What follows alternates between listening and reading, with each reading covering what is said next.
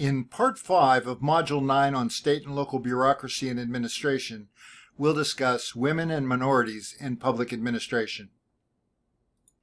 In the 19th century, public administrative offices were often used by elected officials to reward their political supporters.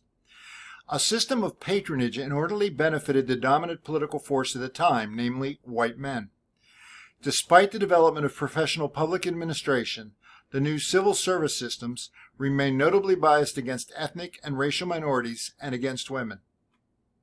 Patronage is the power to make appointments for government jobs, especially for political advantage, and civil service refers to government or federal employment.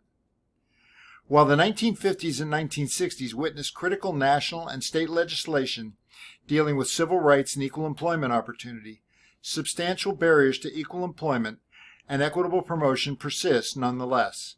So-called glass ceilings, barriers against advancement to executive positions within state and local bureaucracies, remain a significant obstacle to promotion up the ranks.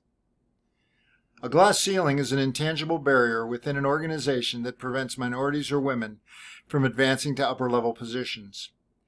These barriers to advancement are often a function of both managerial bias in the promotion and evaluation process and reflect systematic biases that have become codified into the administrative structure.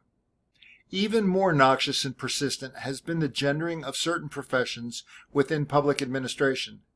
The most identifiable example of this process was the notion that secretarial and management assistant staff positions were viewed as female jobs.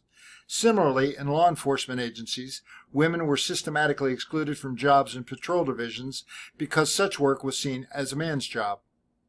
The area of cultural values and beliefs has proved to be the most difficult obstacle to overcome in the further advancement of women into the managerial ranks in state and local government public administration.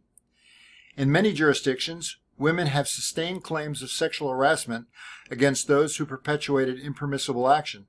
However, many other legal actions taken by women seeking to redress their inequitable treatment have proven extremely difficult to bring to a successful conclusion. Minorities have long faced serious challenges in gaining equal employment opportunity. Historic discrimination against minorities in state and local administration remains a serious challenge to diversifying administrative employment. Despite the obstacles facing them, women and minorities have contributed greatly to the building of the 21st century administrative systems needed to create sustainable states and communities. Glass ceilings are beginning to shatter. Women have taken many notable positions as leaders in public administration. In Part 6 of Module 9 on State and Local Bureaucracy and Administration, we'll discuss e-government.